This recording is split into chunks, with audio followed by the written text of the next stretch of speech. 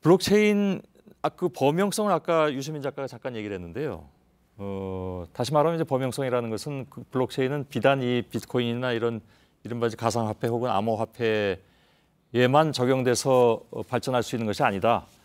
다른 곳에도 쓸 수 있다. 그래서 정부의 입장에서는 아마 그런 것 같습니다. 제가 정확하게는 다는 모르겠습니다만 여태까지 나온 얘기를 보자면 일단 가상화폐는 어떻게든 규제 좀 하고 그랬더니 제기되고 있는 블록체인까지 다 막아버리는 것이 아니냐. 대표적으로 정 박사께서 그렇게 말씀하고 계신데 그거는 다른 방향으로 관리 감독하면서 해나갈 발전시킬 수 있다. 그러나 가상화폐는 워낙 문제가 많으니까 이건 규제를 해야 되겠다라는 것인데 여기에 반대하는 분들의 가장 대표적인 논리는 뭐냐면 그건 뿌리하고 줄기인데 줄기 잘라버리면 뿌리가 어떻게 살겠느냐라는 것 아니겠어요? 그러니까 뿌리는 블록체인이고 가상화폐는 줄기고 그러면 그 줄기는 오로지 가상화폐밖에 없느냐?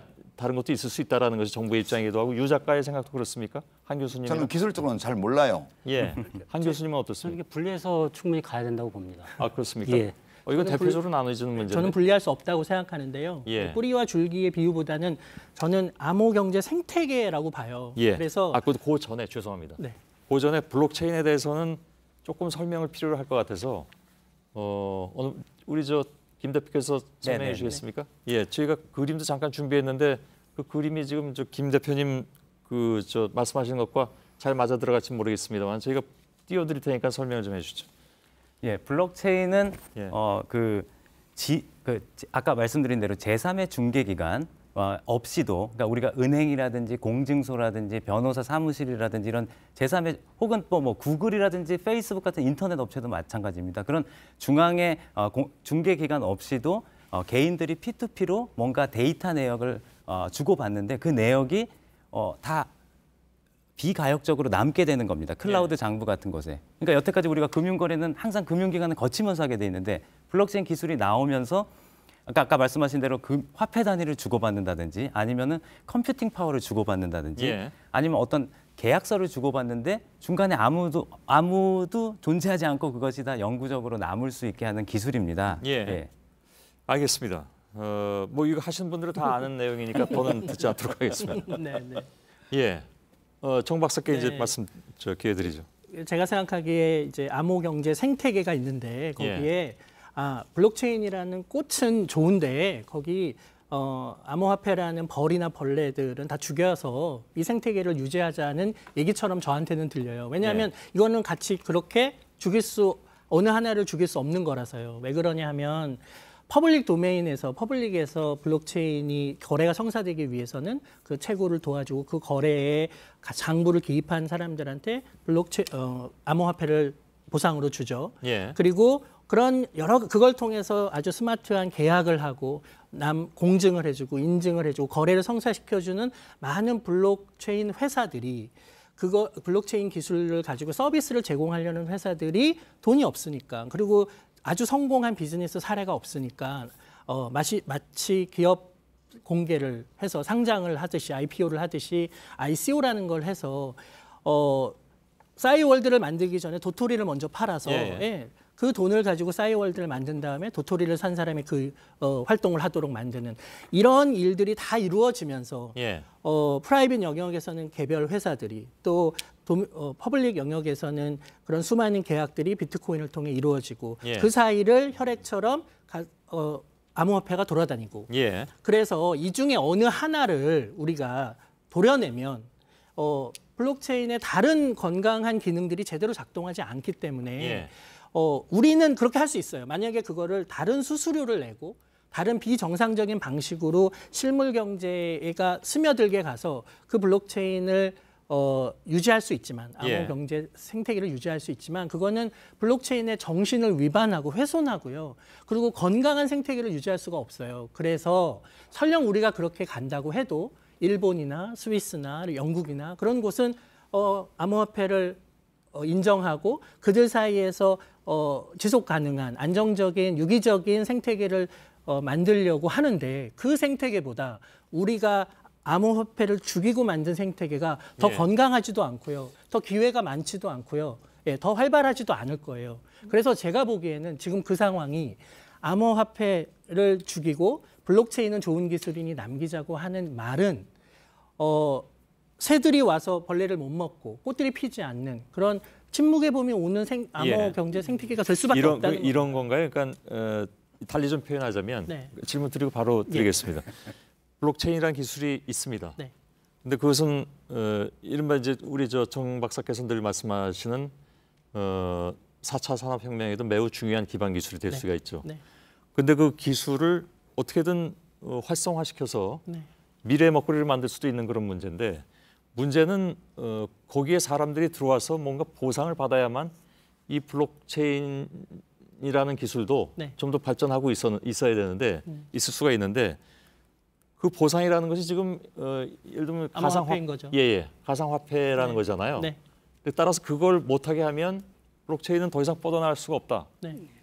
거 아니겠습니까? 예, 근데 그 부분에 대해서 좀 생각을 해봐야겠는데요. 왜냐하면은 이제 가상화폐를 만들고 거래를 하시는 분들은 분리할 수 없다고 다들 말씀하십니다. 그래서 저는 이제 그 생각을 존중을 해드려요. 왜냐하면 그걸 만들어서 그게 애지중지 분리할 수 없는 상태에서 계속 가야 되기 때문에요. 근데 이제 비트코인 같은 경우는 보더라도 이게 나올 때 블록체인하고 같이 한 몸으로 나왔어요. 그거 인정하시죠? 분리할 수 없어요. 그럼에도 불구하고 지금 블록체인에서 튀어나와서 그 중앙거래 시스템에서 혼자서 거래가 되고 있거든요.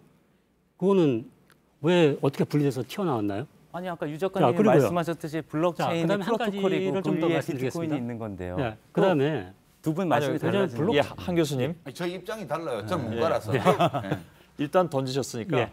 그에 대한 답변을 간단하게 듣고 두 번째 말씀 듣도록 하죠. 한꺼번에 하면 또 듣는 분들도 헷갈릴 수 있으니까요. 아니 저 블록체인에는 한 교수님 잘 아시다시피 폐쇄형 블록체인이 있고 공개형 블록체인이 있습니다. 아까 퍼블릭 블록체인이라고 정 교수님께서 말씀하셨는데요.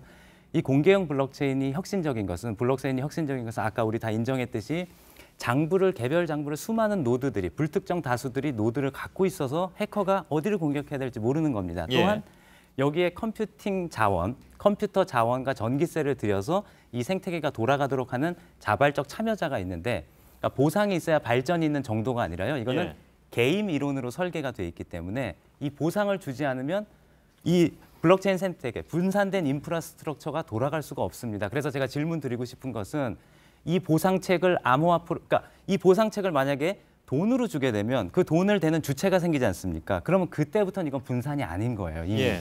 그런데 그럼 제가 묻고 싶은 것은 이 보상책을 그 블록체인 상에서 발행된 네이티브 커런시, 그 블록체인 상의 고유의 코인으로 주지 않고 공개형 블록체인을 운영할 수 있는 방법이 있는지를 제가 한 교수님께 묻고 싶습니다. 제가 더 쉽게 답을 드릴게요. 네. 지금 말씀은 아마 시청자분들이 거의 못 알아들으실 거예요.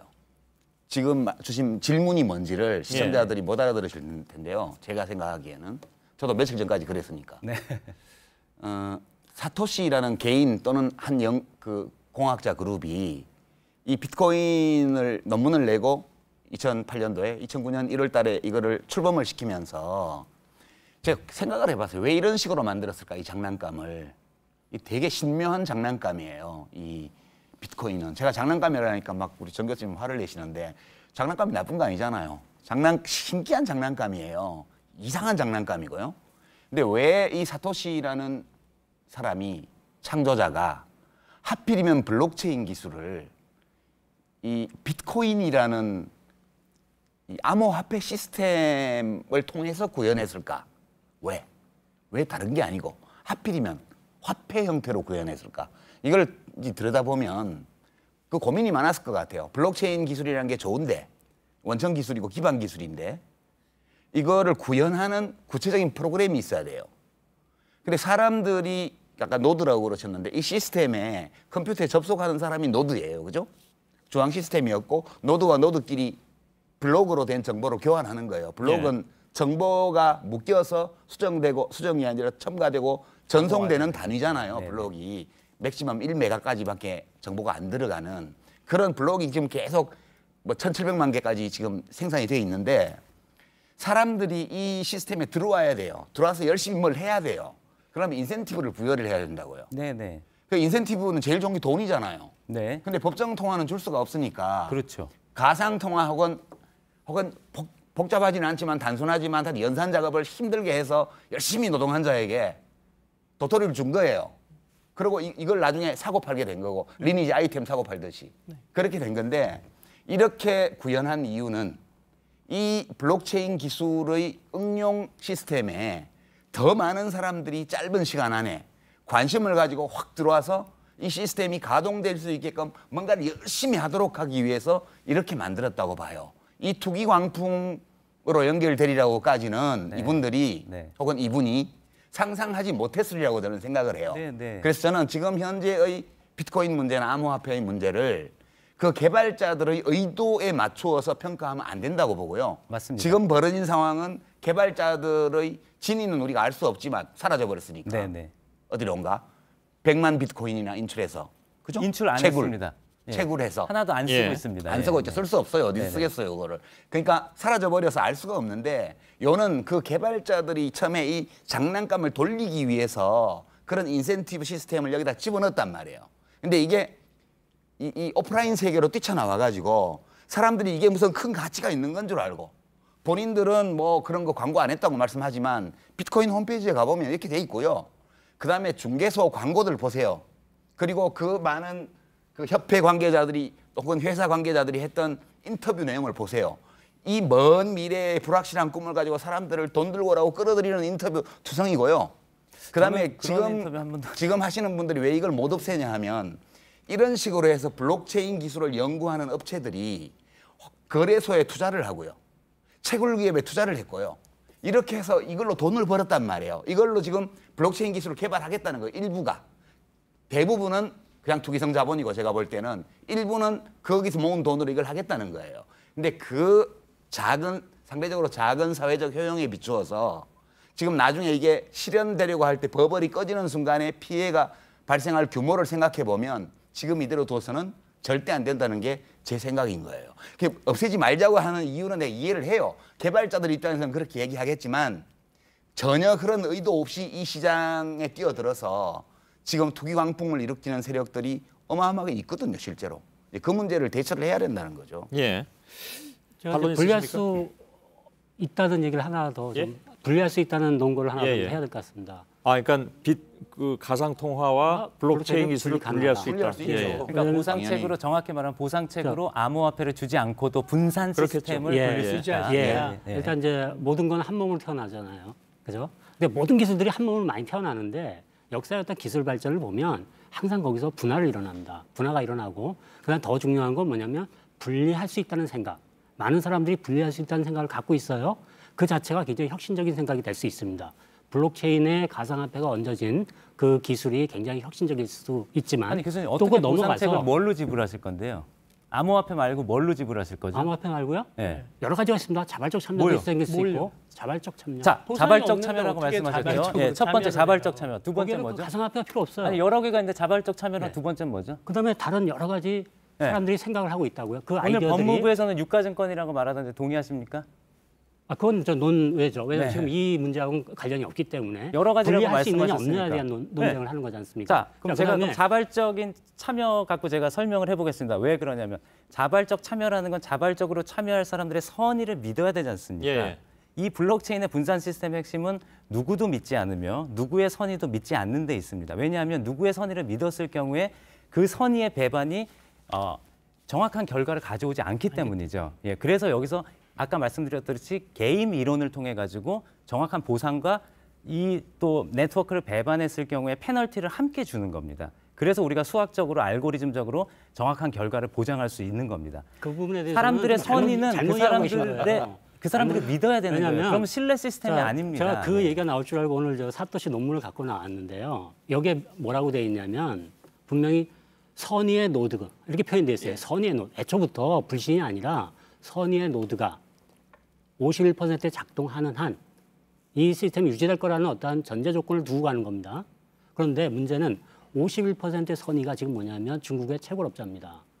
그 사람이 선의로 그걸 채굴하고 있나요? 아니죠. 몇 가지를 말씀드려 혼동하신 것 같은데요. 네. 선의라는 게 뭐예요? 51%니까 선의라는 게 그렇게 호혜평등한 마음으로 그냥 아무 보상 없이 준다라는 게 아니라요. 그 51%가 그런 이 보상을 바라고 여기 네트워크의 친화적인 동기를 가지고 했다라는 말이고요. 그 말하고 악의로 다릅니다. 한 사람 그 문제하고는 다릅니다. 왜냐하면 51%가 어떠한 이 거래를 유지하는데 네. 잘못된 행위를 안 한다는 전제가 있는 겁니다. 그렇죠. 보상 때문에 잘못된 행위를 안 하는 겁니다. 보상하고는 다른 문제입니다. 51%가 예를 들면 잘못된 행위를 안 하는 비트코인에서 만약 그게 없어도 내가 만약에 교수님, 그럼 51%가 정확히 잘못된 판단을 안 하고 선의를 베풀 거라는 것은 예측이죠, 기대죠. 수학이 아니죠. 완전 추상적인 논인데요.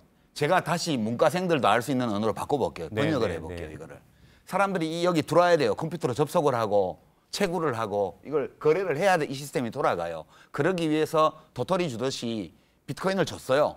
수고한 사람에게. 네. 근데 이 시스템, 이 비트코인이 그 구현하고 있는 블록체인 기술, 이 생태계 여기에서 보면 이거는 해킹이 되게 어려워요. 외부 공격이. 어려운 게 아니라 기술적으로 어려울 뿐만 아니라 해서 이익이었기 때문에 안 해요, 사람들이. 두 번째는 허위 정보를 조작해서 넣으면 금방 적발해내요. 예? 그리고 그렇게 허위 정보가 들어있는 것들은 그 블록에서 무효화가 다 되게 돼 있어요. 시스템상 제가 들여다보니까. 근데 문제는 원천적으로 이 시스템 속에 들어있는 문제가 나중에 하드 포크니 소프트 포크니에서 이제 이 규칙의 변경 문제가 나오는데 일정 수 이상이 새로운 규칙을 써버리면 그걸 받아들이지 않는 블록들이 삭제되게 돼 있잖아요, 지금.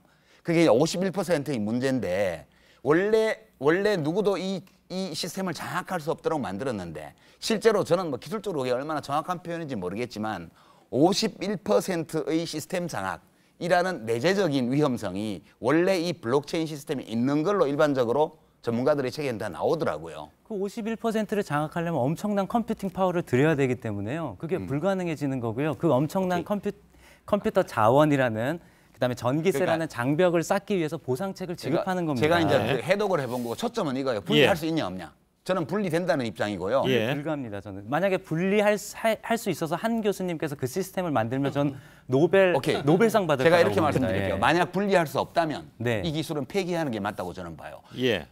암호화폐 말고는 아무데도 다른 데 쓸 데 없다면 이게 이런 거예요. 자, 알겠습니다. 쓸데만